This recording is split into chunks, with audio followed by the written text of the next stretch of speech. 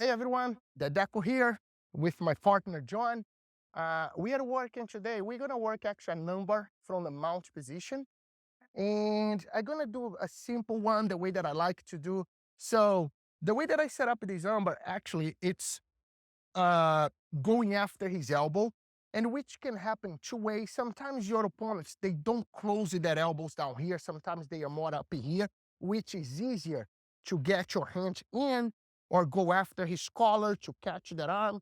Makes a little harder when their elbows are lower, like down here, and they are protecting their necks. So how I make my opponent open that arm, I do something very simple actually. I dig my legs under his arms. So I step in my leg, one and two.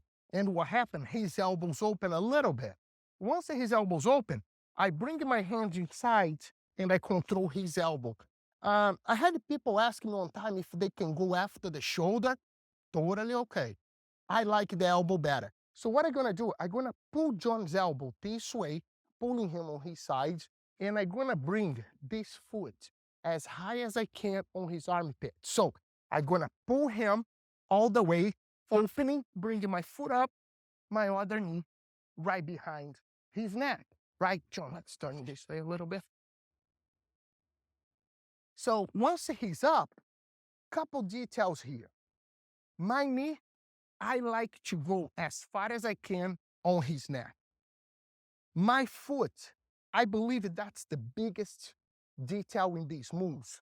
I like to dig my foot under his armpit. Why? If I leave my foot here, John can maybe start pushing my leg and pull a half guard here, right? So what I do, not only I pull his arm sometimes, I pull my foot as high as I can under his armpit. So the armbar starts to get created here, right? And I hear, one thing that I hear the most with my students, we all have different body shapes. So some people, they have a hard time passing this leg. They do. And I do a little detail that helps me. So I change all my weight back to John's hip. So doing that, this leg becomes really light and easy to go over. That's why I kind of lean on my leg. So that's what I like to do. From here, you can choose. Some people like to go after the back arm. Some people like to go with the front one. Go with the one that you like. I don't think that's changed too much, the technique. I hold your collar, John. So from here, what am I gonna do? Again, I transfer the weight, pull the leg over, and I sit back. Now, I'm gonna start creating the leverage to break this grip. I'm only gonna give you one that I like to do a lot.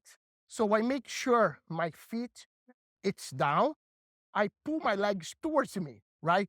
What I like to do from here, I like to switch my grip, hold my collar, and then hold it tight, John, please. I lean towards his head, pulling my weight back.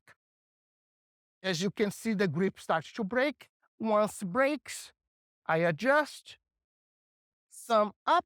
I like to control the wrist.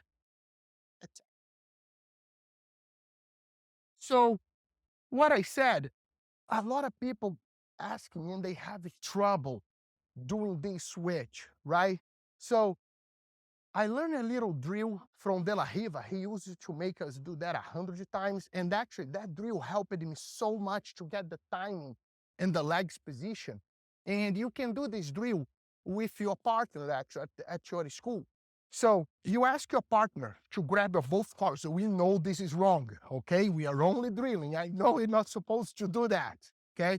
But just for drill. So ask your partner to throw you on diagonal for your shoulder. So John, it's gonna hip up and throw me this way.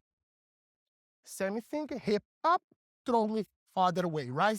So now John is gonna throw me again. I'm gonna put my hands on the floor or on his chest, and I'm gonna make my movement. Go, John. One. Same thing.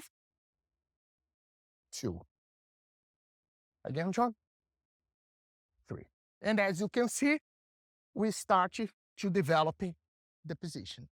So I think it's a pretty cool drill. We do this a lot at our school. I hope you guys enjoy it. Thank you.